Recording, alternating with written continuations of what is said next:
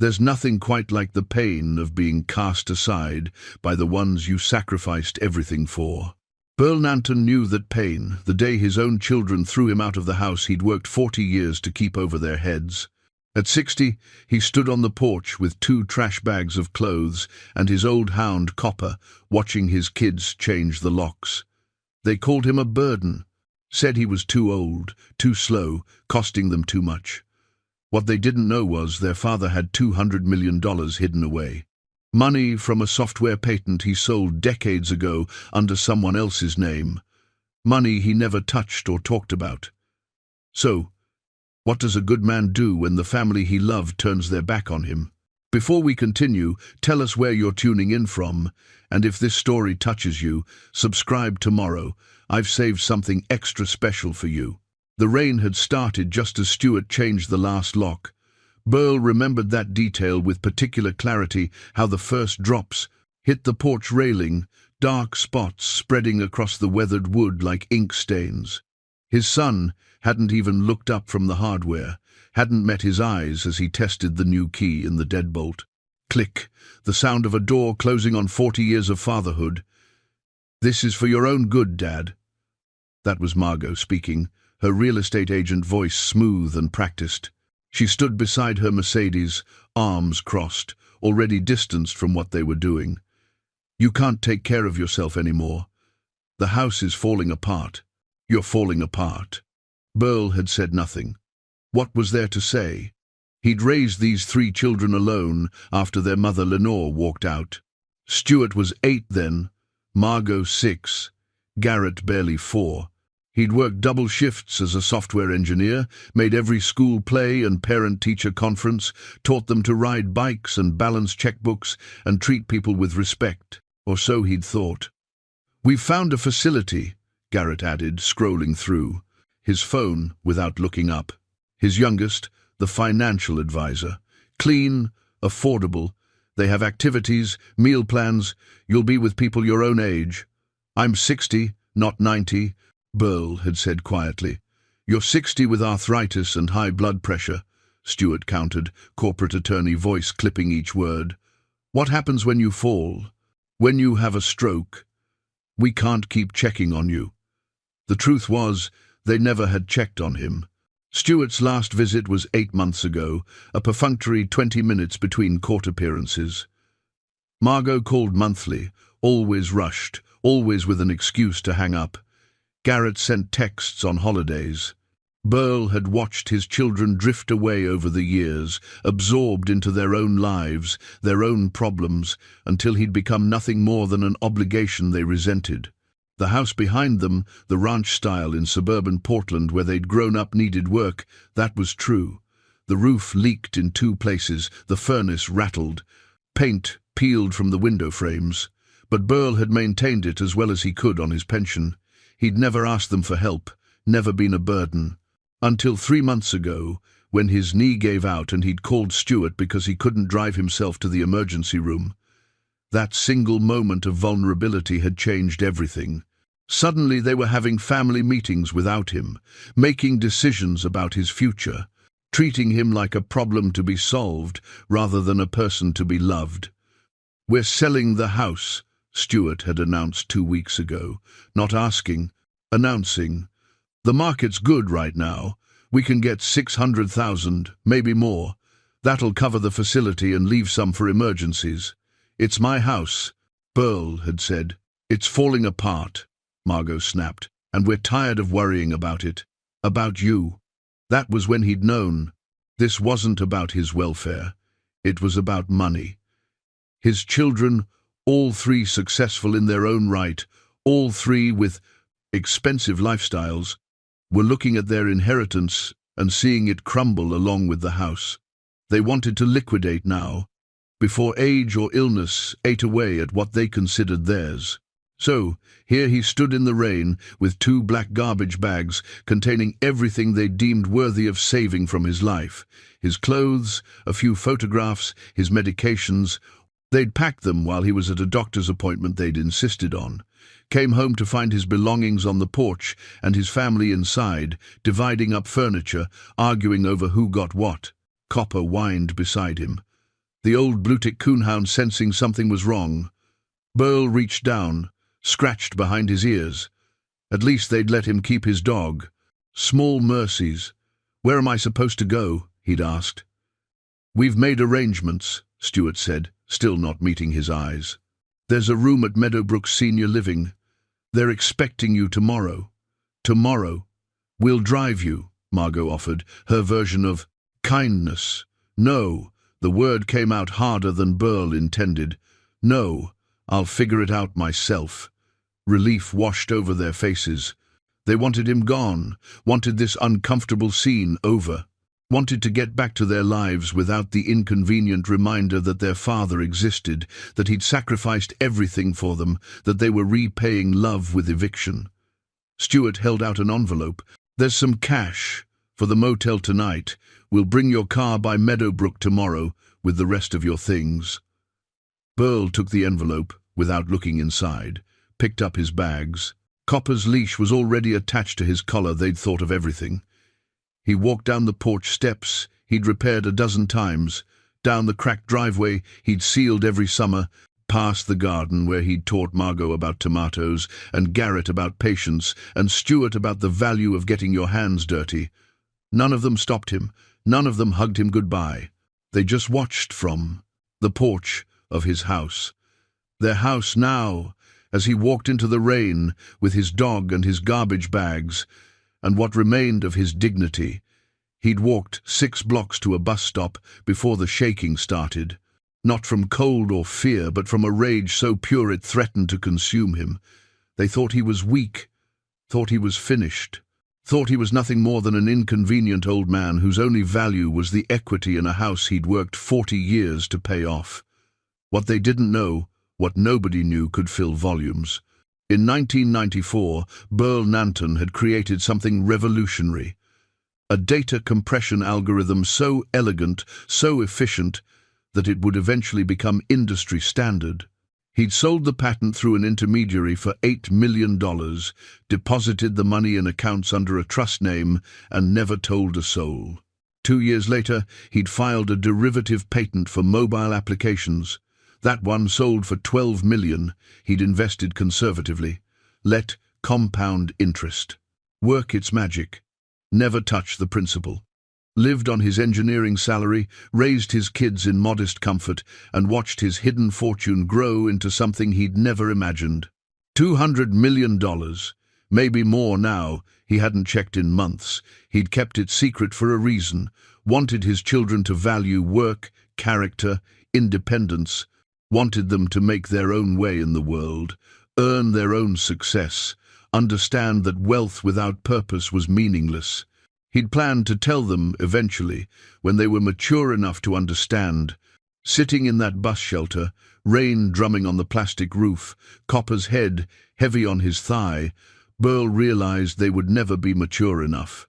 They'd become exactly what he'd feared: entitled, selfish, cruel. And they had no idea who he really was.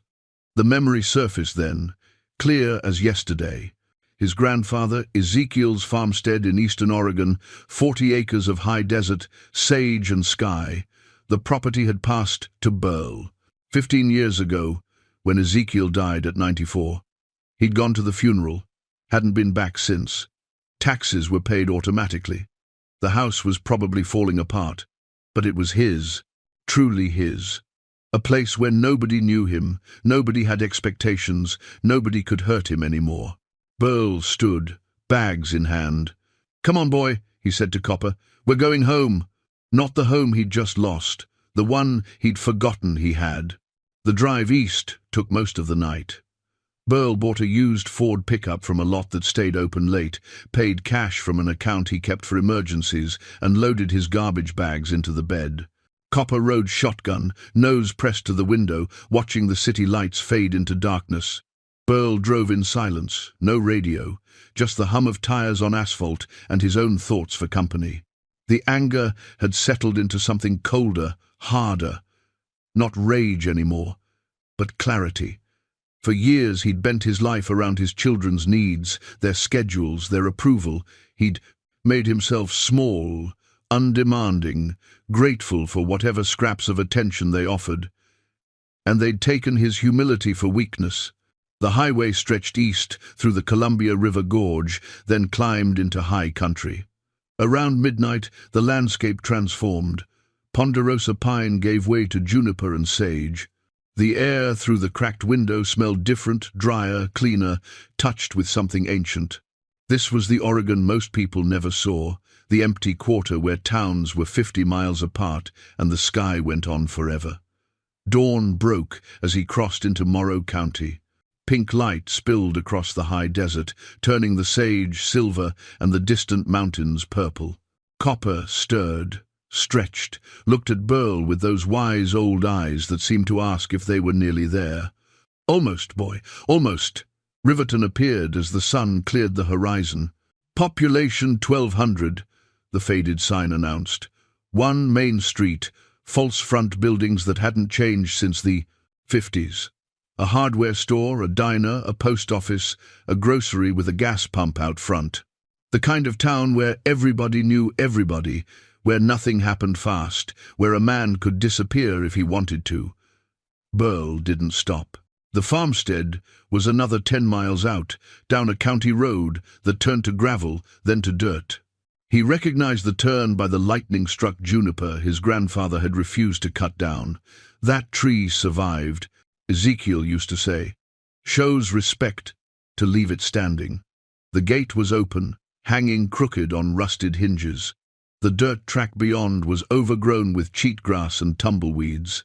Burl shifted into low gear and crept forward, the truck bouncing over ruts he remembered from childhood summers. Then there it was. The house materialized through the morning haze like something from a dream. White clapboard, or it had been once. Now the paint was mostly gone, weathered to grey. The porch sagged in the middle. Several windows were cracked. The roof looked intact but probably leaked. Behind it, the old barn leaned 10 degrees off plumb, red paint faded to rust. Burl killed the engine and sat for a long moment, taking it in. 40 acres of sage and rock and memory, the fields where he'd helped his grandfather harvest hay, the creek probably dry this time of year, where they'd fished for trout, the workshop where Ezekiel had taught him to sharpen a saw blade and true a board edge and measure twice, cut once. "A man needs land," his grandfather had told him once. They were sitting on this very porch, watching the sun set behind the mountains. Burl was maybe 12, spending the summer like he did every year until high school made him too busy. Not to farm necessarily, though that's honest work, but to know he's got a place in the world that's his, ground under his feet that nobody can take away. Nobody had taken it away. Burl had just forgotten it was here. He climbed out of the truck, knees protesting after the long drive. Copper jumped down and immediately started exploring, nose to the ground, tail wagging. The dog seemed younger here already, like the open space had given him permission to be himself again. The front door was locked, but Burl knew where his grandfather kept the spare key under the third porch board from the left, in a rusted coffee can. The can was still there, the key inside. Some things didn't change. The door stuck, swollen from years of weather, but yielded when Burl put his shoulder into it. Inside, the house smelled of dust and time and absence. Furniture sat under old sheets like ghosts. The kitchen table was bare except for a thick book, his grandfather's journal, left open as if Ezekiel had just stepped out for a moment 15 years ago. Burl walked through the rooms, cataloguing damage. The living room was intact, furniture solid if dusty. The kitchen had old appliances, but they might still work. Electricity was on, he'd kept the account active. The bathroom needed new fixtures. 2 bedrooms upstairs, one with a hole in the ceiling where the roof had leaked. Not terrible. Fixable. He found himself back in the kitchen, drawn to the journal. His grandfather's handwriting, firm and clear despite his age. The last entry was dated 3 days before he died. October 14th. Cold snap coming. Checked on the Hutchins family. Floyd's boy is sick again. Took them a chicken and some preserves. Not charity, just neighborly. A man takes care of his community takes care of him. That's how it's supposed to work. Burl flipped backward through the pages, reading at random. Entry after entry about helping neighbors. Loans given, never collected. Work done, never billed. A pattern of quiet generosity spanning decades. The 3rd of August 1985 helped the Pritchard family with their barn raising. Maggie made her famous pie. These are good people, salt of the earth. Reminded me why I stayed in Riverton all these years. The 22nd of March, 1967, young Hutchins boy, needed work, hired him for the summer even though I don't need the help. Good kid, willing to learn. His family's struggling since the mill closed. The 7th of June, 1943, war's hard on everyone. The Carmody family lost their son in Italy, forgave their store account. Money doesn't matter at a time like this. On and on, year after year. His grandfather had lived with purpose, with generosity, with a clear understanding of what mattered. Not accumulation, but contribution. Not wealth, but worth. Burl's phone buzzed in his pocket, shattering the moment. He pulled it out, saw a string of messages from his children. Stuart, where are you? You're being dramatic. Call me. Margot. Dad, we're trying to help you. Stop being stubborn. We need to talk about the house. Garrett. You can't just disappear. We have POA documents ready. This is happening whether you like it or not. Power of attorney. They actually thought they could declare him incompetent, take control of his assets, the house, his pension, the modest savings account they knew about. They had no idea about the real money, no clue that the father they'd thrown away like garbage had more wealth than they could imagine. Burl turned off the phone, slipped it into a drawer. Whatever they wanted could wait. Forever, maybe. He walked back outside, where Copper was chasing a ground squirrel through the sage. The morning sun was warm now, burning off the last of the chill. The mountains stood sharp against a sky so blue it hurt to look at. A hawk circled overhead, riding the thermals, patient and purposeful. This place, this forgotten, neglected place, it felt more like home than anywhere he'd been in years. Burl Nanton stood on his grandfather's porch, his porch now, and made a decision. He wouldn't tell anyone about the money. Not his children, not the town, nobody. He'd live simply, fix this place up with his own hands, prove he didn't need their validation or their pity or their grudging care. And if his children came, looking, they'd find a man who was finally living on his own terms. The first week passed in a blur of honest work.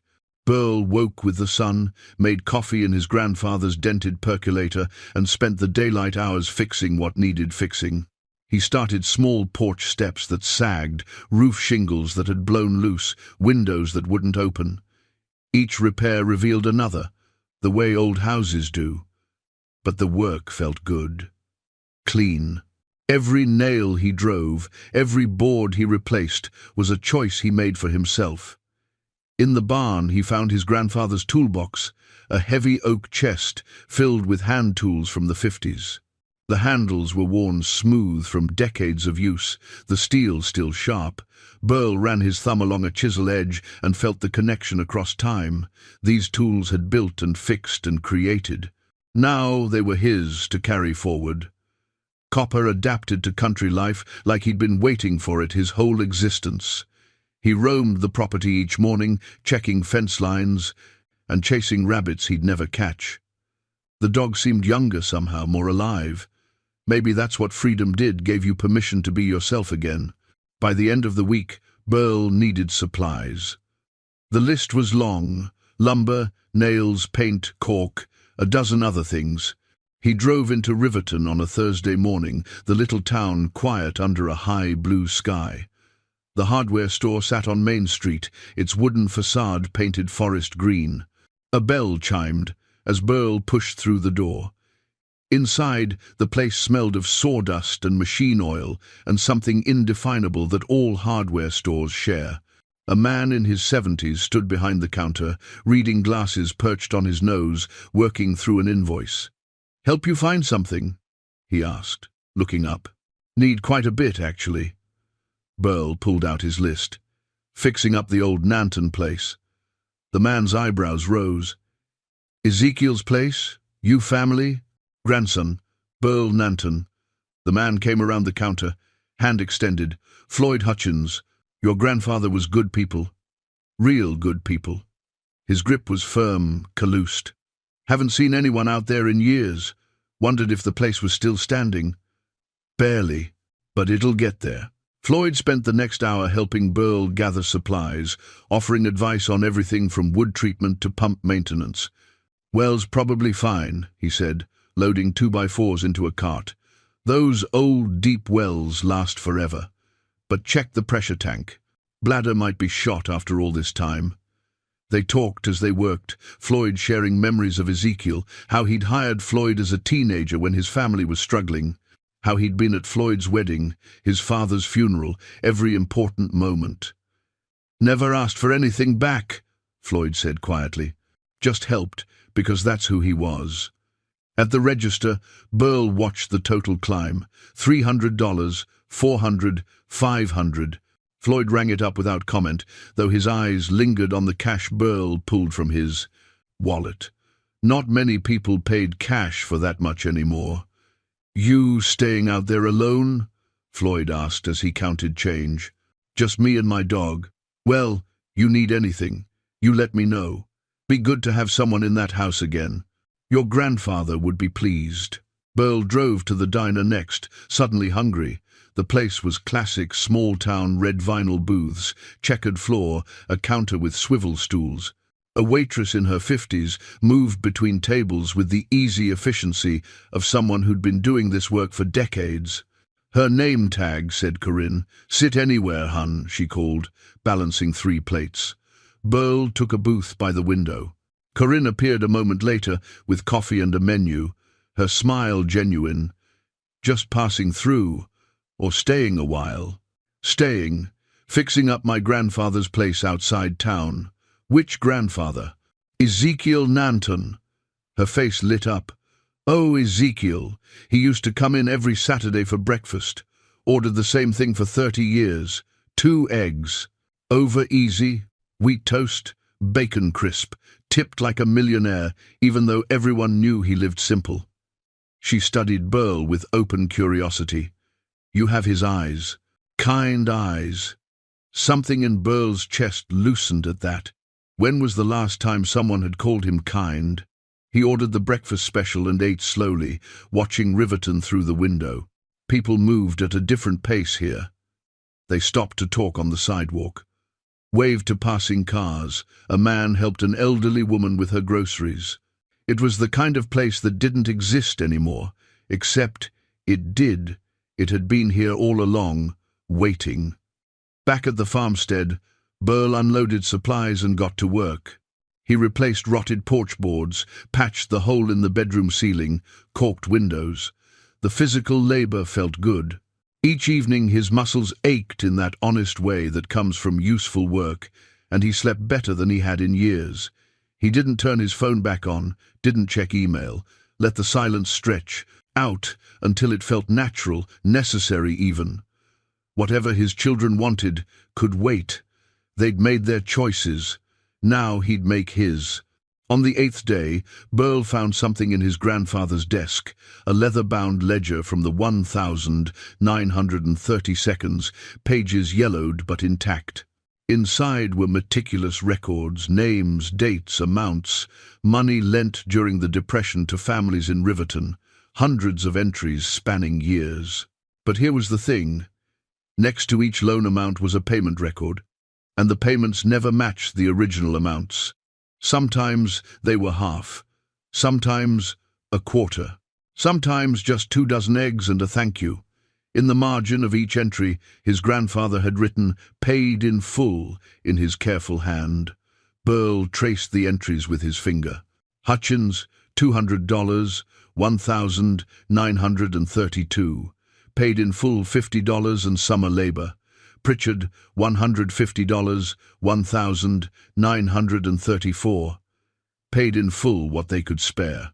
Carmody, $300, $1,000, 936. Paid in full there. Gratitude. His grandfather had given without expecting return, had helped people get back on their feet, then forgiven the debt. Over and over, year after year, a pattern of generosity that asked nothing back. Burl sat back in the desk chair, ledger open on his lap. He had $200 million, gathering interest in accounts he never touched. Money he'd earned through his own work, but never needed. What was it for, if not this? If not continuing what his grandfather had started? The idea took shape slowly. Anonymous help for people who deserved it. Quiet generosity without expectation or recognition. Not charity, his grandfather would have hated that word. Just neighborly. Just human. He'd have to be careful. Research who needed help and why. Make sure they were genuine, hard-working people facing genuine hardship. His grandfather hadn't helped everyone, Burl realized. Only those who would use the help wisely, who'd work hard, who'd pay it forward when they could. Burl pulled out a notebook, started making notes. The hardware store Floyd had mentioned his grandson needed surgery, something expensive the insurance wouldn't cover. The library, which he'd noticed, had a tarp on the roof. The young mother whose car had broken down in the grocery store parking lot, counting change for a tow truck. Not everyone. Just those who deserved it, just like his grandfather had done. Outside, the sun was setting behind the mountains, painting the sky orange and pink. Copper barked at something in the sage. The house creaked around him, settling into evening. And for the first time in longer than he could remember, Burl Nanton felt purposeful, useful, alive. The second week brought complications. Burl was replacing kitchen cabinet hinges when his phone rang the landline, a number he'd barely remembered existed. He stared at it for 3 rings before answering. "Dad," Stuart's voice, tight with controlled anger. "We've been trying to reach you for 10 days. Have been busy. Busy. We thought you were dead. Or worse. What's worse than dead? Don't be cute. Where are you?" Burl looked out the kitchen window at the mountains. "Does it matter?" "Of course it matters. We had the police do a wellness check at Meadowbrook. You never showed up. They want to file a missing person report." "I'm not missing. I'm exactly where I want to be." A pause. Then Stuart's lawyer voice, the one that won cases. "Dad, you're not thinking clearly. You left with nothing, no plan, no support system. This is exactly why we were concerned about your judgment. My judgment is fine." "Is it?" "Because from where I'm standing, you've abandoned your family, ignored your responsibilities, and disappeared to God knows where. That's not the behavior of someone who's thinking rationally." The words landed like punches, designed to wound, to make him doubt himself. Burl recognized the tactic. Stuart had used it on him for years, subtle undermining disguised as concern. "I need to go," Burl said. "We're selling the house. The papers are drawn up. We need your signature." "You're not getting it." "Dad." "I said no, Stuart. The house is mine. You can't sell it without me." "We'll see about that." The threat was clear. "We have options. Legal options. Do what you need to do." Burl hung up, hands shaking. He stood in the kitchen for a long moment, breathing slowly, willing his heart rate down. They weren't going to let this go. They'd push and push until they got what they wanted or proved they couldn't have it. He needed to protect himself. That afternoon, he drove 2 hours to Pendleton, the nearest city with proper legal services. Found an attorney named Jeffrey Sinclair who specialized in estate planning. The man was younger than Burl expected, maybe 45, but his office was lined with law books and his handshake was confident. "Tell me what's going on," Sinclair said, settling behind his desk. Burl told him. "Not everything, not about the money. Not yet, but about the eviction, the house, his children's threats." Sinclair listened without interrupting, taking occasional notes. "They mentioned power of attorney?" Sinclair asked when Burl finished. "Yes. Do they have any documentation? Any prior agreement you signed? No. Nothing. Good. That makes this simpler. Sinclair leaned back in his chair. First, we file a formal statement that you're competent and acting of your own free will. Second, we put protections on your property. The house can't be sold without your explicit, notarized signature. Third, we update your will to reflect your current wishes. Can they still challenge it? They can try. They'd need to prove incompetence, which requires medical evidence. Have you seen a doctor recently? 3 months ago. Clean bill of health except for some arthritis. We'll get a current evaluation, physical and cognitive, document that you're sharp as a tack and making informed decisions. That'll shut down any incompetency claim before it starts. Burl nodded slowly. What will this cost? Few $1,000s for the whole package. We can work out a payment plan if needed. That's fine. I'll pay in full. Burl pulled out his checkbook, not the one tied to his small checking account, but one connected to a trust account. He wrote a check for $5,000. Sinclair's eyes widened slightly at the amount, but he was professional enough not to comment. I'll start the paperwork today. Should have preliminary documents by end of week. Driving back to Riverton, Burl felt lighter. He was taking control, protecting himself. His children thought he was helpless. They were wrong. At the diner that evening, Corinne refilled his coffee and lingered by the table. The dinner rush was over, just a few regulars nursing pie and conversation. You look like you've got the weight of the world on you, she observed. Burl smiled despite himself. That obvious? I've been reading people across this counter for 30 years. You've got the look. She slid into the opposite booth. Want to talk about it? There was something about her directness, her lack of pretense, that made Burl want to trust her. Family troubles, he said carefully. The hardest kind. Your family close? 2 sons. Both moved to Seattle for work. See them maybe twice a year. She shrugged. I used to take it personally. Thought I'd done something wrong, driven them away. Then I realized I raised them to be independent. Can't resent them for being what I taught them to be. But there's independent and there's abandonment. True enough. She studied him. Which one are you dealing with? The second one. Corinne nodded slowly. I'm sorry. That's a hard thing. She stood, picked up the coffee pot. For what it's worth, you seem like you're doing all right. Better than when you first came in, anyway. Had this lost look then. Don't have it now. After she walked away, Burl sat with her words. She was right. He did feel less lost. The work, the purpose, the simple rhythm of days, it was healing something he hadn't known was broken. Back at the farmstead, he found an email waiting from Jeffrey Sinclair. Quick work.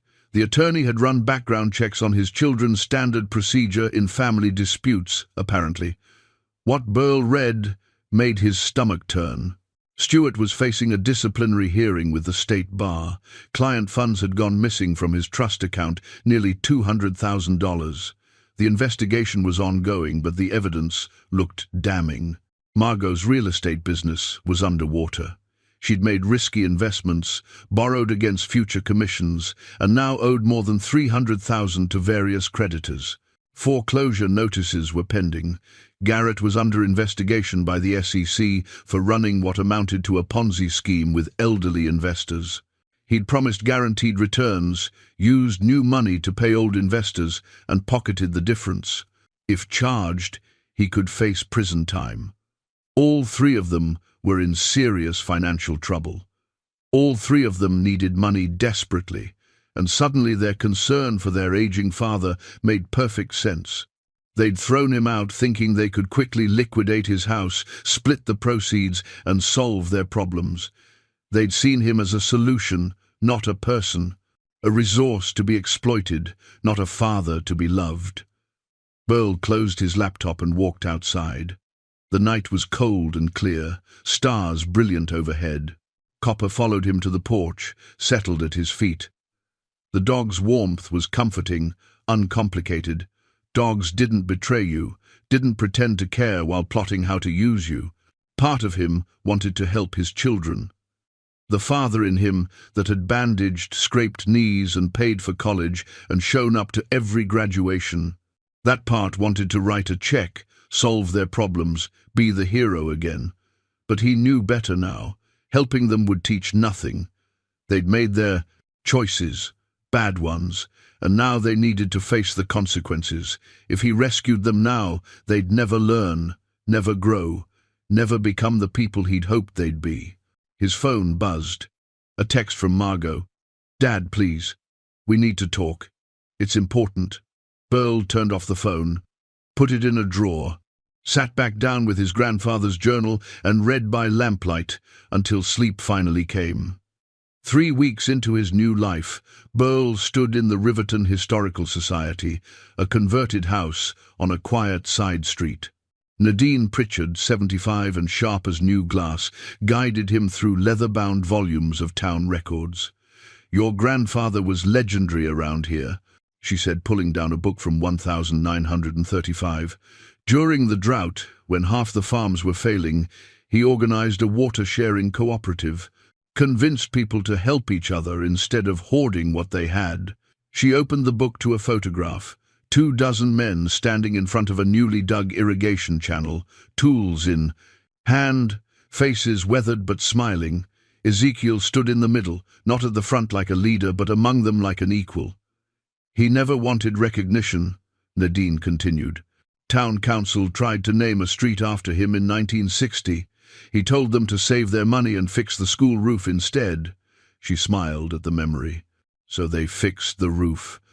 Burl spent the morning reading through records, letters of gratitude from families his grandfather had helped, town council minutes noting his quiet contributions. A pattern emerged. Ezekiel had been the heart of this community for 50 years, helping not through grand gestures, but through steady, consistent care. "We could use someone like him now," Nadine said as Burl prepared to leave. "Town's struggling. Budget cuts. Young people leaving, services disappearing. School needs computers, but there's no money. Clinic needs equipment. Community center roof is about to collapse." She sighed. "We make do, but it gets harder every year." Driving home, Burl's mind worked. $200 million. He could solve every problem Nadine mentioned with a fraction of that. But how? Anonymous donations would raise questions in a town this small. Everyone would want to know the source, the motivation, the expectation of return. He'd have to be careful, strategic, just like his grandfather had been. That afternoon, unexpected company arrived. Jeffrey Sinclair's silver Lexus looked out of place on the dirt road, dust coating its pristine paint. The attorney climbed out, briefcase in hand, looking around with undisguised interest. "Wanted to see this place?" he said. "And we need to talk in person." They sat on the porch, copper sprawled between them. Sinclair pulled out files, his expression serious. "Your children have filed for emergency conservatorship. They're claiming you're mentally incompetent and living in dangerous conditions." Hearing set for 6 weeks out, Burl had expected this, but hearing it still stung. "On what grounds?" "They've got statements from 3 doctors saying you refused treatment recommendations. A psychiatrist who never met you but reviewed your case and found concerning patterns. And photographs of this property taken yesterday, probably hired someone to drive by and document the condition. It's being renovated. I know that. You know that. But these photos make it look abandoned, dangerous. They're building a narrative. Elderly man with health issues, living in squalor, refusing help, disconnected from reality. That's not true. Doesn't matter. They just need to create doubt." Sinclair opened another file. "Here's what we do. First, full medical evaluation, physical and psychiatric. We document that you're healthy, competent, making informed decisions. Second, character witnesses from Riverton. People who can testify to your stability and contribution to the community. Third," He paused. This is where it gets interesting. I could reveal your financial situation to the court. Burl stiffened. Why? Because it destroys their narrative. They're claiming you're a helpless old man who can't care for himself. But you're actually a sophisticated investor with substantial wealth, making rational decisions about your property and future. It would end the case immediately. It would also end my privacy. True, but consider the alternative. If they win conservatorship, they get control of everything. The house, your accounts, they don't know about the accounts. They will once discovery starts. Court proceedings require full financial disclosure. Your secret comes out either way. Question is whether you control the narrative, or they do. Burl watched Copper chase a butterfly through the sage. The dog was happy here, free. Revealing the money would change everything. Bring attention, questions, complications. People would treat him differently. His children would. His children, they'd be shocked, furious, desperate. They'd realize what they'd thrown away, what they could have had if they'd just loved him instead of using him. Let me think about it, Burl said finally. After Sinclair left, Burl walked his property. 40 acres of possibility. He'd made real progress these past weeks. The house was taking shape, the barn stabilized, the grounds cleared. He'd done this himself, with his own hands, proving something to no one but himself. But his children were forcing his hand, making him choose between privacy and protection. That evening at the diner, Corinne noticed his mood immediately. She brought coffee and slid into the booth without asking. Heavy thoughts again, she said. Not a question. My children are trying to have me declared incompetent. Her eyes widened. Can they do that? They're trying. Got a court hearing in 6 weeks. That's... She stopped herself, choosing words carefully. That's cruel. It's desperate. They need money for their own problems. Thought they could liquidate my assets, solve everything. But you're clearly fine, better than fine. You've done more work on that property in 3 weeks than most men half your age could do. Courts don't always see clearly. Sometimes they see what they want to see. Corinne was quiet a moment, then reached across the table and took his hand. The gesture surprised them both, but she didn't pull away. You're not alone in this. People here see who you are. We'd testify to that. You barely know me. I know enough. You're Ezekiel's grandson. You work hard, keep to yourself, treat people with respect. You tip well and say please and thank you. She squeezed his hand. That tells me plenty. Walking back to his truck later, Burl felt something he hadn't expected. Gratitude. This woman who barely knew him was offering to stand beside him in court, defend him to strangers. Risk her time and reputation for someone who'd wandered into town 3 weeks ago. That's what his grandfather had built here. Not just a legacy of help, given, but a culture of people helping each other. And somehow, Burl was being welcomed into it.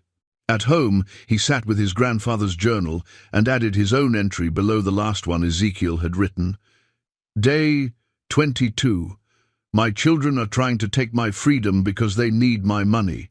But I've found something here they'll never understand. Community, built on character, not cash. Tomorrow I'll decide whether to reveal my wealth in court. Part of me wants to see their faces when they learn the truth. Part of me wants to keep the secret, prove I don't need their validation or their greed. Grandfather, what would you do?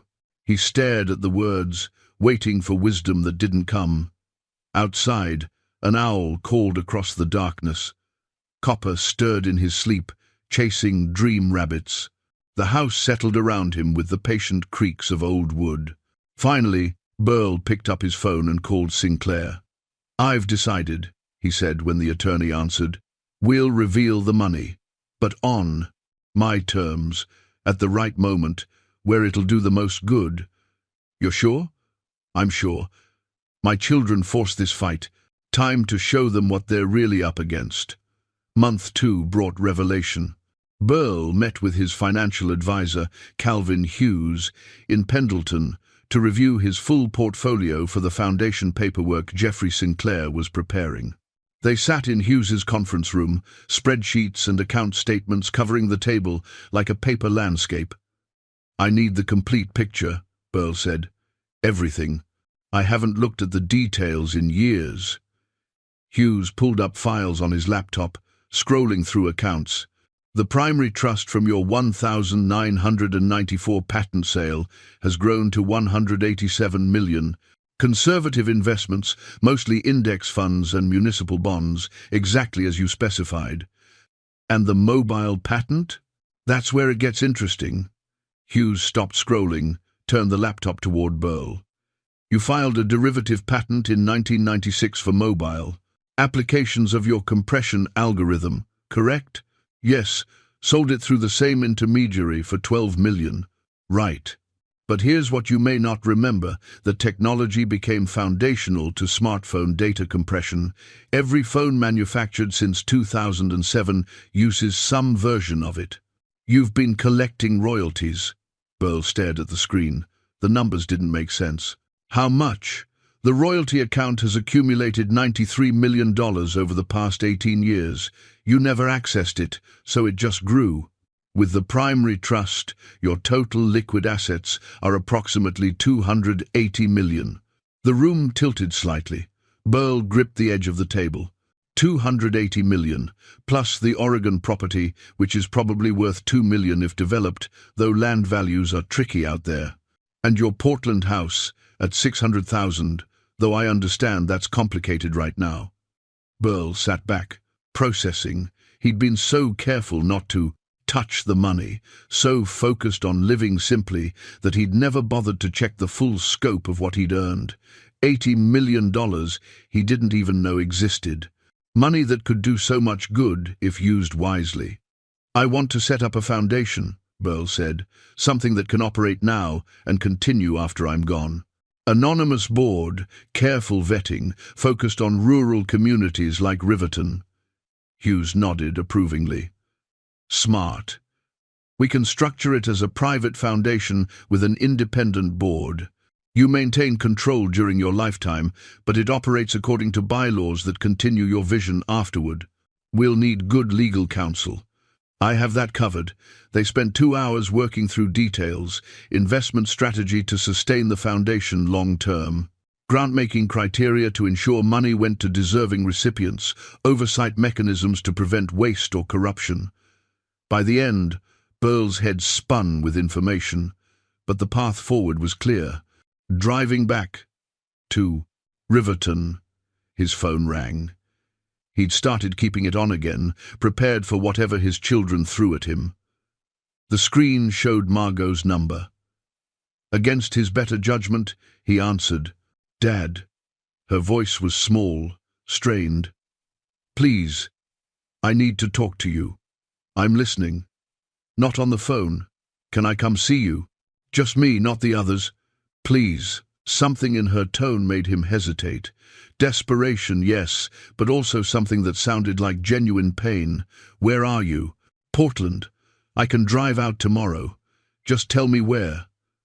Burl gave her the address, hung up feeling uneasy. This was either a breakthrough or a trap. With his children, it was hard to tell anymore. That evening, he worked on the barn by lamplight, replacing boards that had rotted through. The physical work helped him think. Margot coming alone might mean she was breaking ranks, or it might mean she was the designated negotiator. Either way, tomorrow would be interesting. Copper barked suddenly, and Burl looked up to see headlights coming down the drive. Too early for Margot. He set down his tools as a pickup truck parked near the house.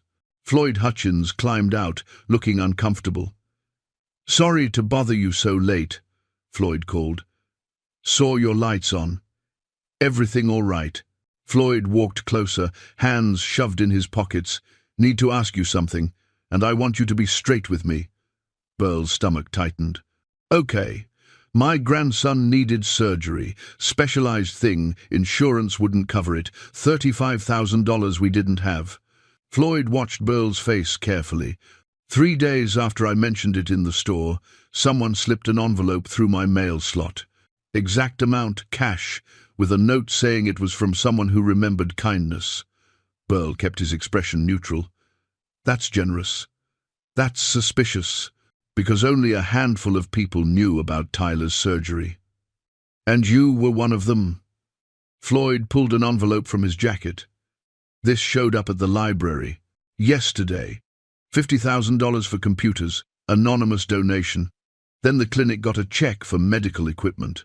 Then the Johnsons found their back taxes paid. Sounds like someone cares about this town. It's you, isn't it? The direct question hung in the cool night air. Burl could deny it, but Floyd deserved honesty. Does it matter who it is? Yes and no. I'm grateful, God knows I'm grateful. Tyler's surgery went perfect, he's recovering great. But I need to know who I owe. You don't owe anyone. That's the point. Floyd studied him for a long moment. You're doing what Ezekiel did, helping quiet-like, not asking for anything back. My grandfather was a good man. So are you. Floyd held out the envelope. This is from the town. We took up a collection. Not much. Maybe $300. But we wanted to do something. For the work you're doing on the property, for being Ezekiel's grandson, for whatever you might be doing that you won't admit to. Burl took the envelope, touched. You didn't have to do this. Yeah, we did. Because that's how it works here. Someone helps, you help back however you can. Even if it's just saying, thank you, proper. After Floyd left, Burl sat on the porch with the envelope unopened. His anonymity was cracking, people were figuring it out. Soon, everyone would know, and the simple, quiet life he'd built here would get complicated. But maybe that was okay. Maybe trying to help completely anonymously was pride in another form. Maybe accepting gratitude was part of the gift. He opened the envelope. Inside were bills and coins and a note signed by what looked like half of Riverton. For a good man doing good work. Welcome home. Burl read it 3 times, throat tight. Welcome home. Such simple words, but they meant everything. His children had thrown him out, strangers had welcomed him in, and that made all the difference. Inside, he added another entry to his grandfather's journal. The money's not secret anymore, at least not completely. People are figuring it out. Part of me worried this would ruin everything, but Floyd showed me tonight that gratitude isn't a burden, it's connection. These people don't want to owe me. They want to know me.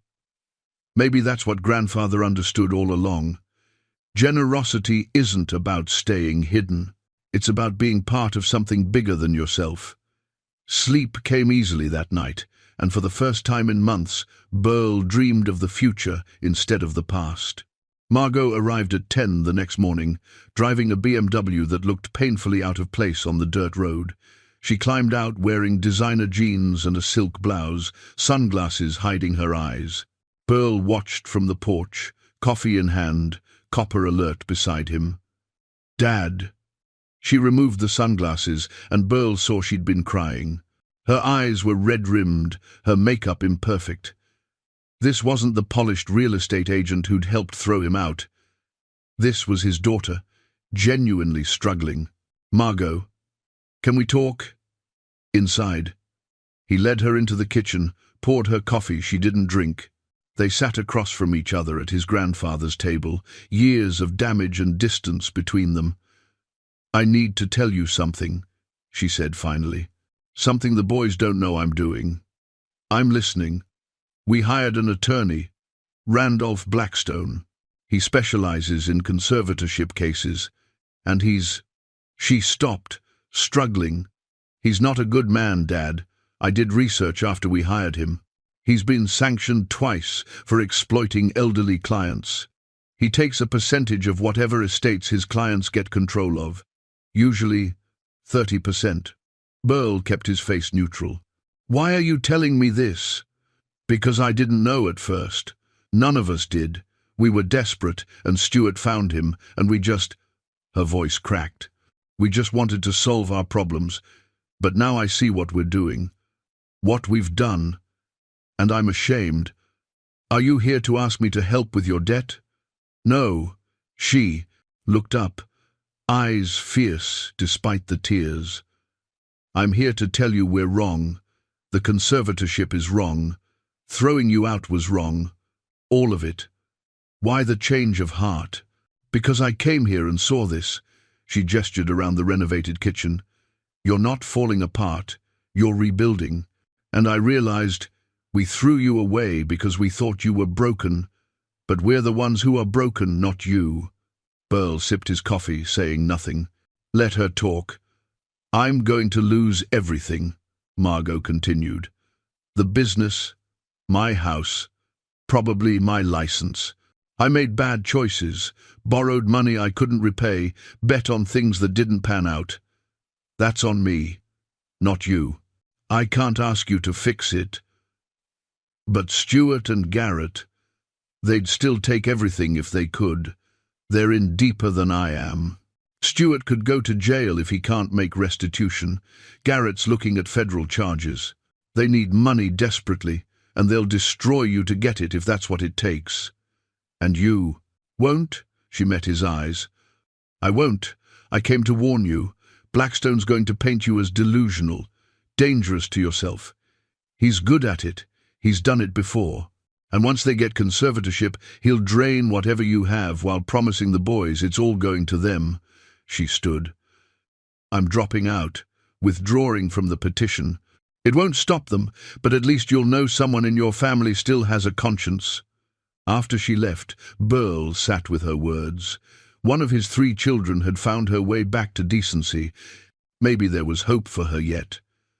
But Stuart and Garrett were too far gone, too desperate, and now he knew they'd hired a predator to help them. The fight was coming whether he wanted it or not. That afternoon, Jeffrey Sinclair called with news. Just got served with their legal filing. They're claiming you have dementia, paranoid delusions about your family, and are living in conditions that endanger your health. They've got 3 doctors willing to testify. You need immediate intervention.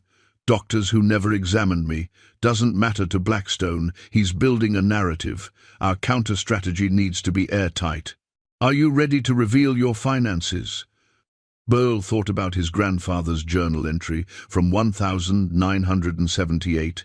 The Slattery boy tried to cheat me in a land deal, showed him I knew. Didn't punish him, but made it clear I wasn't a fool. Sometimes you had to show your cards to protect yourself. Yes, Burl said. We reveal everything. But I want to do it in court, on the record, where they can't hide from the truth. That'll be dramatic. Good. Let them see exactly what they threw away. 2 weeks before the hearing, Burl underwent his medical evaluation. Dr. Patricia Whitaker, a geriatric specialist from Pendleton, spent 4 hours putting him through tests.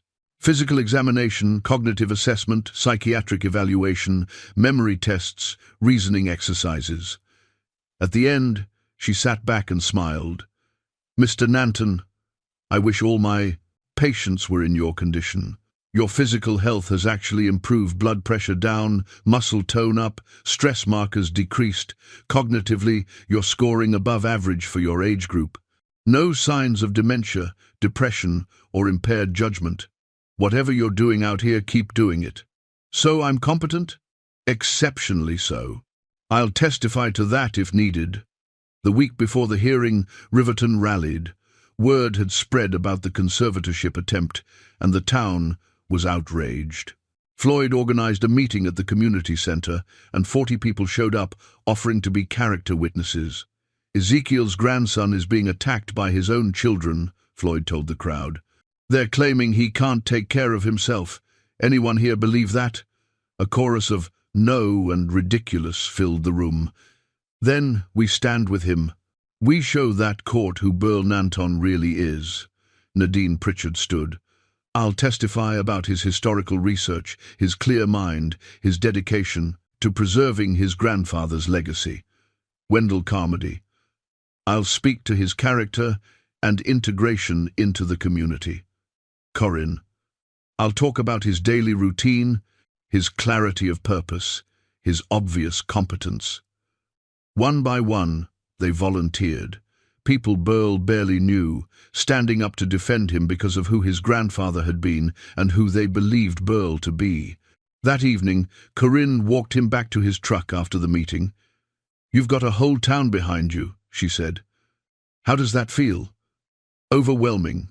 Humbling. They're not doing it out of obligation. They're doing it because you matter. Because you've made a difference here in just 2 months. I've barely done anything. You've done more than you know.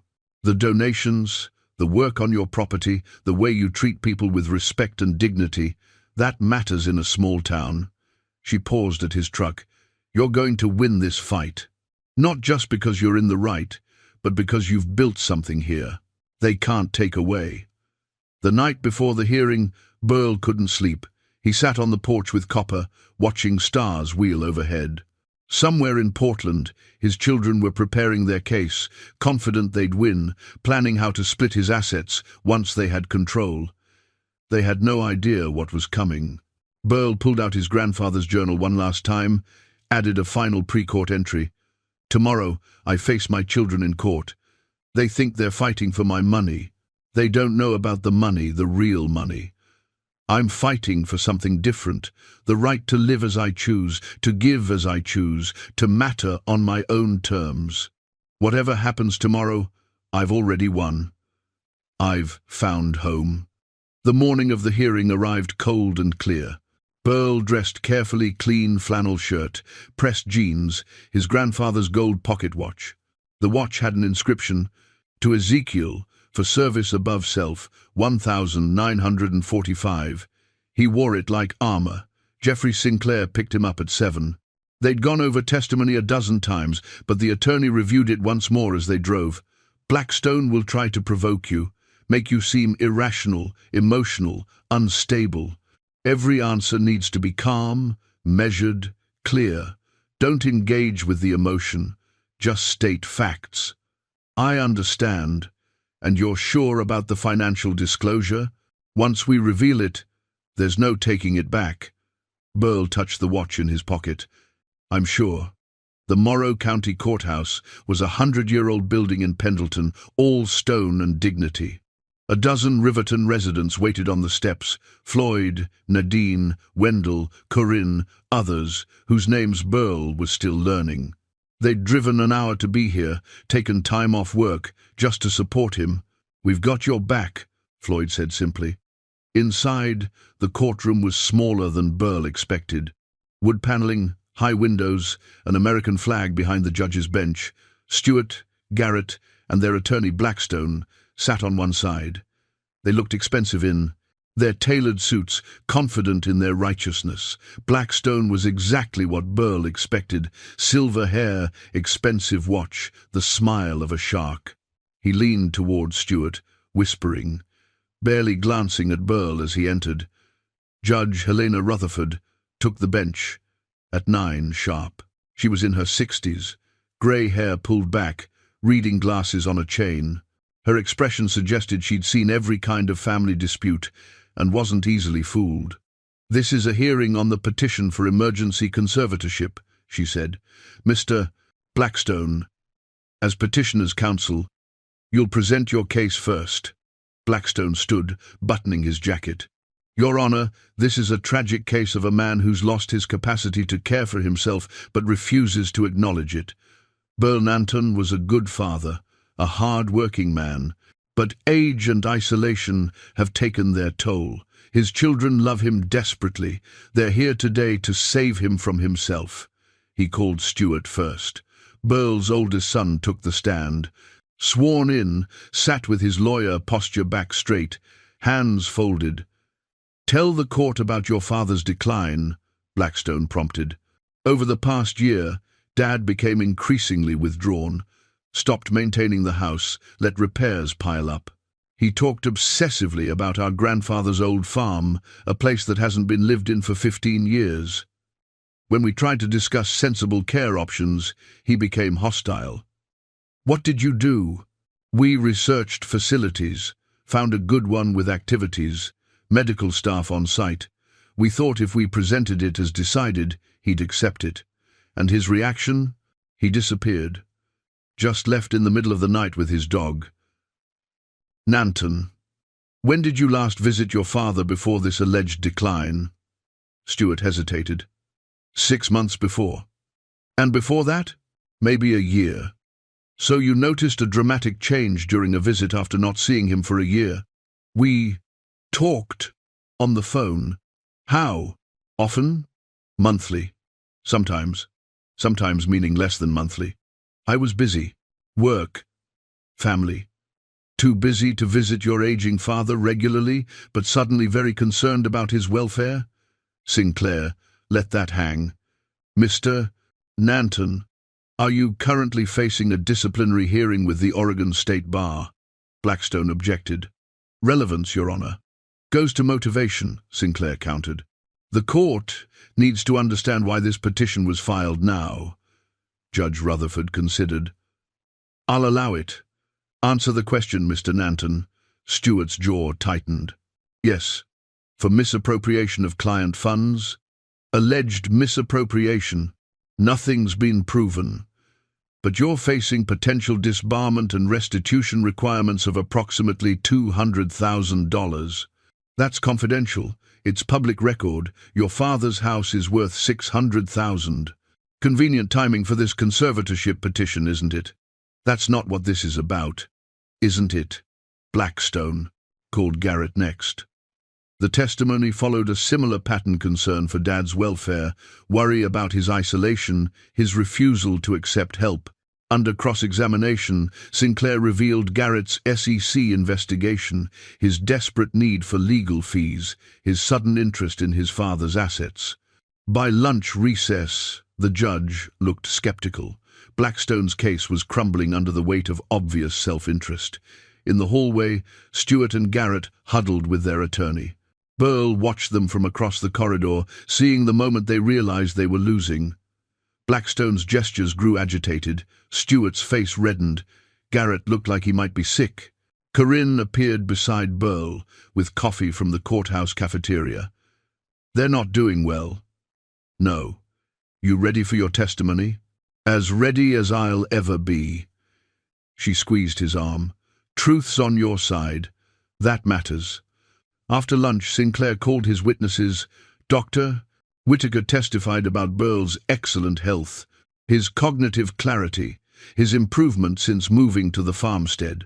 Floyd spoke about the property renovation, the quality of work, the clear thinking behind it. Nadine described Burl's historical research, his sharp mind, his purposeful living. Corinne's testimony was simple but powerful. I see Burl Nanton every few days at my diner. He's clear-eyed, thoughtful, engaged. He's rebuilding a life after his children threw him away. That's not incapacity. That's courage. Blackstone tried to shake them on cross-examination but got nowhere. These were credible people with first-hand knowledge, and their testimony was damning to his case. Finally, Sinclair called Burl. The walk to the witness stand felt long. Burl placed his hand on the Bible, took the oath, sat down. From the witness chair he could see everyone, his sons staring at him with barely concealed desperation, the Riverton contingent watching with support, the judge studying him with sharp intelligence. Mr. Nanton Sinclair began gently, Please tell the court why you left Portland. Burl took a breath. My children held a family meeting. They told me I was too much trouble, too expensive to maintain. They'd found a care facility and were selling my house to pay for it. When I objected, they packed my belongings in garbage bags and changed the locks while I stood on the porch. He kept his voice level. They didn't ask what I wanted. They decided for me, so I left. Where did you go? To my grandfather's farmstead in eastern Oregon. He left it to me 15 years ago. I'd forgotten how much I loved it there. Describe the property's condition when you arrived. Burl detailed the disrepair, the work he'd done, the progress he'd made. Sinclair introduced photographs before and after shots that told a story of dedication and capability. You did this work yourself at 60 years old? Most of it. Some help with roofing from neighbors. The medical testimony came next. The psychological evaluation. The psychological testimony. Character witnesses' statements. Every piece of evidence pointing to one conclusion. Burl Nanton was not just competent, he was thriving. Then Blackstone stood for cross-examination, and Burl knew the real battle was beginning. Blackstone approached the witness stand with the confidence of a man who'd done this 100 times. "Mr. Nanton, you lived in a comfortable, modern home in Portland. Why would any rational person choose isolation over family?" "I didn't choose isolation. I chose peace. Peace from your children who love you. Love isn't throwing someone out with garbage bags." Blackstone's smile tightened. "Your children were concerned about your welfare. That's not abandonment, that's care. Care would have been asking what I wanted. They decided for me. Because your judgment was impaired, you were neglecting yourself, letting your home deteriorate. I had arthritis. Some repairs were difficult. That doesn't mean I was incompetent." Blackstone shifted tactics. "Mr. Nanton, how do you support yourself at this farmstead? What income do you have?" Here it was, the moment everything changed. "I have savings," Burl said carefully. "Investments." "From what source? You're retired, living on a modest pension. How can you afford property maintenance, living expenses, and still refuse your children's help? I sold a patent years ago. The money's been invested." Blackstone's tone became dismissive. "A patent from 30 years ago? How much could that possibly provide at this point?" Burl looked at Sinclair, who nodded slightly. "Quite a bit, actually." Sinclair stood. "Your Honor, I'd like to enter Defense Exhibit 12, complete financial disclosure of Burl Nanton's assets." He distributed folders to the judge, opposing counsel, and the gallery. Burl watched Blackstone open his copy, saw the exact moment comprehension hit. The attorney's face drained of color. Stewart grabbed his copy, eyes scanning. His mouth fell open. Garrett leaned over, reading, then went rigid with shock. Judge Rutherford studied the documents, eyebrows rising. "Mr. Sinclair, these figures are accurate, Your Honor, verified by Mr. Nanton's financial advisor, Calvin Hughes, whose affidavit is attached." The judge read aloud, her voice carrying through the silent courtroom. "Total net worth, $280 million. Gasps rippled through the gallery. The Riverton contingent exchanged stunned glances. Floyd's jaw dropped. Even Corinne, who'd suspected something, looked shocked. Stewart stood involuntarily. "That can't be—" "Sit down, Mr. Nanton," the judge ordered sharply. Garrett stared at the paper, face pale. Margot, who'd been sitting in the back despite withdrawing from the petition, covered her mouth with both hands. Blackstone recovered first, though his hands shook slightly. "Your Honor, this is highly irregular. We had no indication." "You didn't ask," Sinclair interrupted. "You assumed my client was destitute. You built your entire case on a false premise." Judge Rutherford held up a hand. "Mr. Sinclair, please explain this to the court." Sinclair approached the bench. In 1994, Burl Nanton created a revolutionary data compression algorithm. He sold the patent through an intermediary for $8 million, invested conservatively, and never touched the principal. In 1996, he filed a derivative patent for mobile applications. That technology became industry standard in smartphones. He's been collecting royalties for 25 years. "And he never told his children?" the judge asked. "No, Your Honor. Mr. Nanton believed in teaching his children to value work and character over wealth. He planned to tell them eventually, when they were mature enough to handle it responsibly." Sinclair paused. "Events suggest that moment never arrived." Blackstone tried to regroup. "Your Honor, regardless of finances, the question of competency remains. Does it?" The judge's tone was icy. "Your entire argument was that Mr. Nanton couldn't care for himself financially. These documents prove otherwise. They prove he's been managing a substantial fortune wisely for 3 decades. But the living conditions—" Show a man renovating a property he inherited. I've seen the photographs, Mr. Blackstone. That's not squalor, that's construction, Sinclair continued. Your Honor, may I resume direct examination? Please do. Sinclair turned back to Burl. Mr. Nanton, why didn't you tell your children about this wealth? Burl chose his words carefully. I wanted them to build their own lives, earn their own success. I saw what inherited wealth did to some families. Children who never worked, never struggled, never learned the value of anything. I didn't want that for mine. When did you plan to tell them? When they showed they understood what really matters. Character, integrity, treating people with dignity. He looked at his sons. I'm still waiting. Stuart's face was red, Garrett's white. The contrast would have been funny under different circumstances.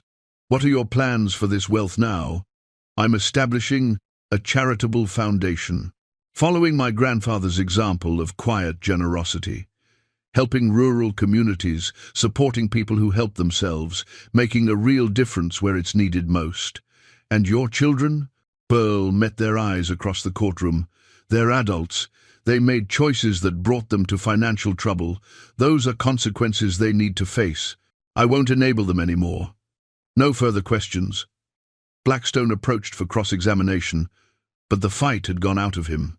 He asked a few half-hearted questions about investment strategy, trying to establish something, anything, that might suggest impaired judgment. But every answer Burl gave demonstrated financial sophistication far beyond what most people possessed. Finally, Blackstone gave up. No further questions. The judge called a 15-minute recess. In the hallway, chaos erupted. Stuart cornered Blackstone. You said this would work. You said he was incompetent. You said he was broke. Blackstone shot back. You gave me false information. We didn't know. That's your problem, not mine, and I'll still expect my fee. Your fee? We're not paying you anything. You lost. Their alliance crumbled before Burl's eyes, attorney and clients turning on each other like sharks. Garrett stood against the wall, staring at nothing. The reality of what they'd thrown away was hitting him.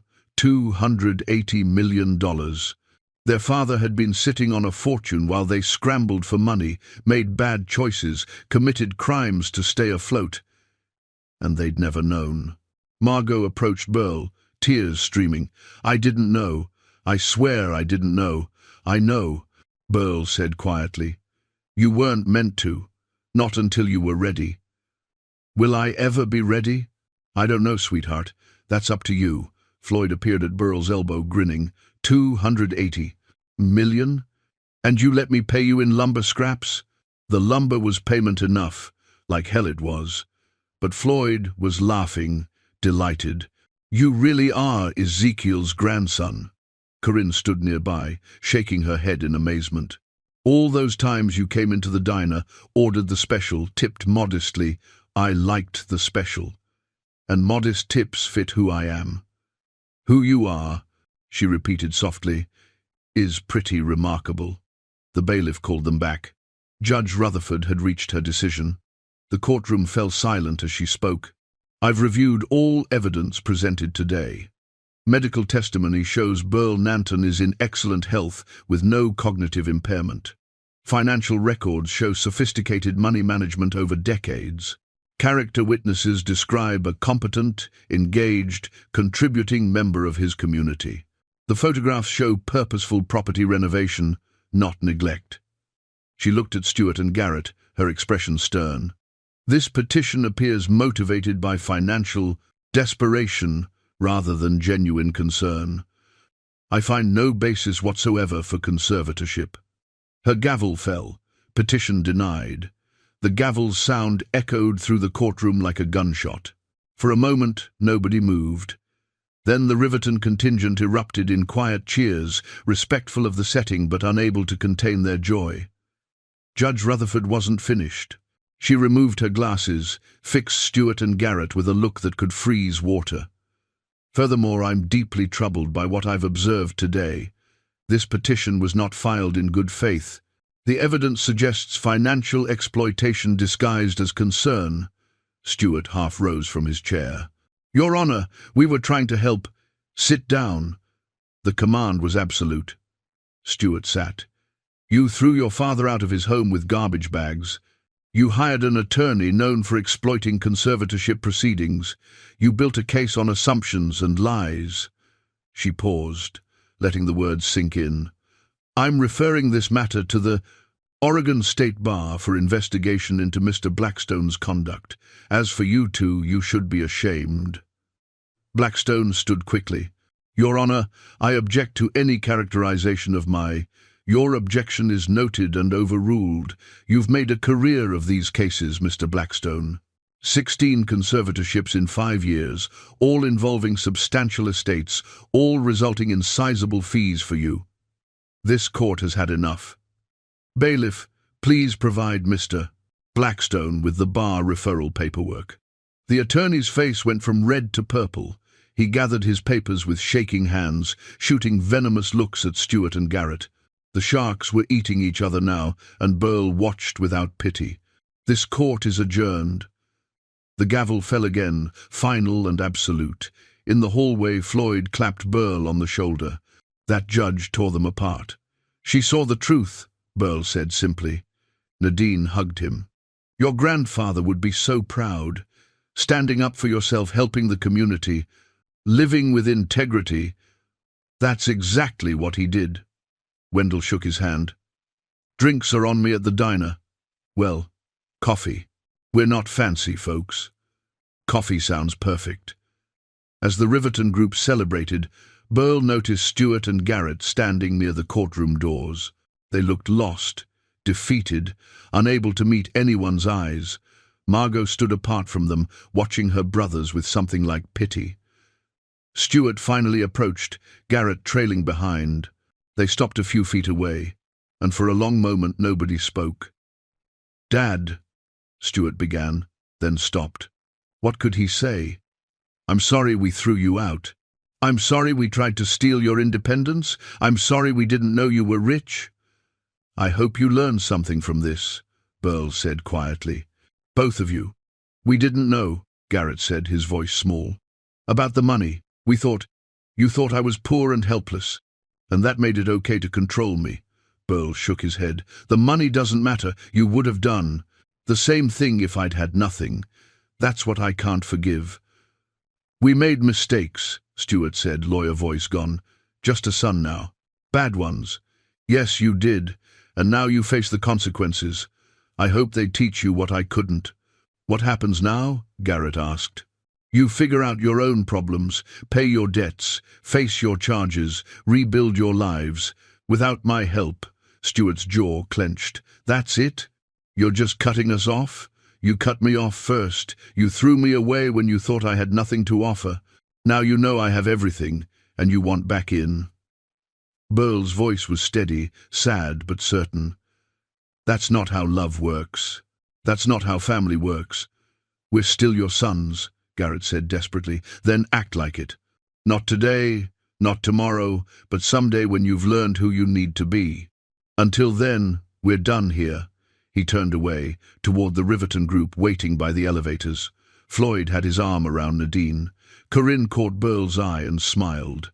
These people, practical strangers 2 months ago, had stood beside him when his own blood had tried to destroy him. Stewart called after him. Dad, wait. Burl stopped, looked back. What? Stewart struggled, pride and desperation warring on his face. Finally, I'm sorry for what we did, for who we became. You deserved better. It wasn't much. It wasn't enough. But it was something. The first crack in the armor of entitlement that had protected Stewart for years. Thank you for saying that, Burl said. It's a start. Outside the courthouse, September sun warmed the steps. The Riverton group lingered, unwilling to let the moment end. They'd come to support one of their own, and they'd witnessed something extraordinary, a man standing up to his children and winning not through anger, but through truth. Margot appeared beside Burl as the others talked. Can I say something? Of course. I'm glad you won. Really glad. She wiped her eyes. I don't expect forgiveness. I don't deserve it. But I want you to know I'm going to fix my life. The right way. No shortcuts, no bailouts. I'm declaring bankruptcy, starting over, rebuilding from nothing. That takes courage. You would know. You did the same thing. She smiled through tears. Maybe I'm more your daughter than I thought. Maybe you are. She hugged him then, fierce and quick, and walked away before he could respond. Pearl watched her go, feeling the smallest stirring of hope. One of his 3 children had found her way back to decency. Perhaps in time, the others would too. But that wasn't his responsibility anymore. At the diner in Riverton, the celebration continued. Corinne brought out pie apple, made fresh that morning, and coffee flowed freely. Floyd proposed a toast, to Burl Nanton, for showing us that doing the right thing still matters, for proving that family isn't just blood, it's the people who stand beside you when everything falls apart. Glasses clinked. Burl felt warmth spread through his chest, not from the coffee but from belonging. Real belonging, earned through character rather than obligation. Speech, someone called. Burl stood reluctantly. I'm not good at speeches, but I want to say thank you. 2 months ago, I came here with nothing but garbage bags and a dog. You welcomed me, helped me, stood beside me today when my own children wouldn't. That means more than money ever could. To community, Floyd called, and the response echoed. To community. Driving home as the sun set, Copper beside him and the farmstead waiting, Burl felt something he hadn't felt in years. Not just peace, though there was that. Not just purpose, though he had that too. Contentment. The bone-deep satisfaction of living according to his values, helping people who deserved it, building something that mattered. His children had tried to take everything from him. Instead, they'd set him free to find what he'd been missing. All along, the farmstead appeared through the dusk, lights on in the windows he'd repaired, smoke rising from the chimney he'd cleaned. Home. Not the house he'd lost, but the one he'd chosen. The one he'd earned. Burl parked the truck, let Copper out to explore, and stood for a moment taking it all in. The mountains, the sage, the endless sky. Tomorrow he'd continue the work on the property, on the foundation, on building a life worth living. But tonight, he'd simply be grateful. 3 months after the hearing, Burl stood in the offices of the newly established Ezekiel Nanton Community Foundation. The space was modest, a renovated storefront on Riverton's main street, but it was real. Jeffrey Sinclair had finalized the paperwork. The board was assembled. The mission was clear: support rural communities through quiet, strategic generosity. The first grants had already gone out. The clinic received new medical equipment. The school got its computer lab. The community center had a timeless new roof. A dozen families facing hardship had received anonymous help, always carefully vetted, always deserving, always given without expectation of return. Floyd served on the board, along with Nadine, Wendell, and 3 others from neighboring towns. They met monthly to review applications, discuss strategy, and ensure the money did the most good. Burl attended but didn't dominate. This was about legacy, not control. Your grandfather would burst with pride, Floyd said, reviewing the latest grant proposals. This is exactly what he did, just bigger. He showed me the way. I'm just following the path.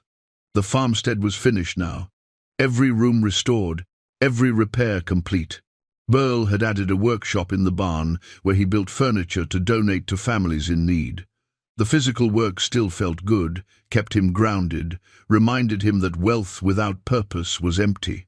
Copper had slowed down some, his muzzle grayer, but he still patrolled the property each morning like he owned it. Which, in a way, he did. The dog had found his home here, same as Burl. On a cold November evening, Burl sat on his porch with Corinne. They'd fallen into a comfortable routine dinner at the diner twice a week, coffee at the farmstead on Sundays, easy companionship that asked nothing and gave everything. Got a letter today, Corinne said, pulling an envelope from her jacket. "From my oldest son. He's coming for Thanksgiving. First time in 3 years. That's wonderful." He said something in the letter. Said he'd been taking his family for granted, focused on work and success, and forgot what mattered. Said he realized it after hearing about what your children did to you. She looked at Burl. "You made him think about his own priorities." "I didn't do anything. You lived with integrity even when it cost you. That's a powerful example." She squeezed his hand. "You changed more than this town, Burl. You changed how people think about family, about what really matters." A week before Thanksgiving, Burl received an email. The sender was Stuart. The subject line read simply, "Progress." "Dad, I don't expect you to read this, but I need to write it anyway. The bar hearing is next month. I'll probably lose my license, at least temporarily. I've made restitution to the clients I hurt, borrowed from friends, sold my house, downsized everything." Amanda left. "Can't blame her. This is all on me." But something strange happened. Once I stopped trying to maintain the appearance of success, once I accepted the consequences and started making it right, I felt lighter, like I'd been carrying weight I didn't need. "You tried to teach us this. I didn't listen. I'm listening now. I'm rebuilding, the right way this time. Not asking for help, just wanted you to know. Your son, Stuart." Burl read it twice. It wasn't an apology, not really, but it was accountability, growth, the first real sign that Stuart might become the man he was meant to be. He wrote back, "I'm proud of you for facing your consequences. That takes courage. The path forward won't be easy, but it will be honest. That matters more than you know. When you're ready, there's always room at my table. Dad." Thanksgiving morning dawned clear and cold. Burl spent it quietly, fixing a turkey in his grandfather's kitchen, copper underfoot, hoping for scraps. He'd invited the Riverton group for dinner, Floyd and his wife, Nadine, Wendell, Corinne, a dozen others who'd become family in the truest sense. As he worked, Burl thought about the journey. 6 months ago, he'd stood on a porch in Portland with garbage bags, broken and betrayed. Now, he stood in a kitchen he'd restored, surrounded by purpose and community and genuine belonging. His children had thrown him away, thinking he was worthless. They'd learned he was wealthy, but that wasn't the real lesson. The real lesson was simpler, deeper. Worth isn't measured in dollars, but in how you treat people, especially when there's nothing to gain. The guests arrived at 2, bringing side dishes and gratitude. They filled the house with warmth and laughter. Floyd said grace, thanking God for second chances and new beginnings and community that endures. During dinner, Nadine proposed a toast to Burl Nanton for reminding us what generosity looks like, for honoring his grandfather's legacy, for choosing us. To Burl, the table chorused. Burl stood, glass raised. To all of you, for teaching me that family isn't about blood, it's about who shows up when everything falls apart. You showed up for me. I'll never forget that. Later, as dishes were cleared and coffee poured, Corinne found Burl on the porch. The sun was setting behind the mountains, painting the sky in shades of orange and gold. "Happy?" she asked. "Very." "Any regrets?" Burl thought about his children. Stuart was trying. Margot had found her way back to decency. Garrett was still lost, but maybe someday he'd find himself too. They'd hurt him deeply, but they'd also freed him. Without their betrayal, he'd never have come here, never have found this life. "No regrets," he said finally. "Everything happened exactly as it needed to." That night, alone with Copper and the journal, Burl made his final entry. 6 months ago, my children threw me away. They thought I was worthless. They were wrong about the money, but that's not what matters. What matters is this. I built a life I'm proud of. I'm helping people the way grandfather did. I'm surrounded by genuine community. I'm living with purpose and peace. My children gave me the greatest gift. Though they didn't mean to, they gave me freedom to become who I was always meant to be. I forgive them, and I thank them, because this life, this beautiful, purposeful life, started the moment they closed that door. Sometimes losing everything is how you find what really matters. He closed the journal, set it on the shelf beside his grandfather's. 2 generations of wisdom, 2 men who'd learned that wealth means nothing without character, that family is chosen through action, that the richest life is one lived in service to others. Outside, stars blazed across the desert sky. Copper snored beside the fire. The house settled around him with familiar creaks, and Burl Nanton, 60 years old and finally home, smiled into the darkness and slept the sleep of the content.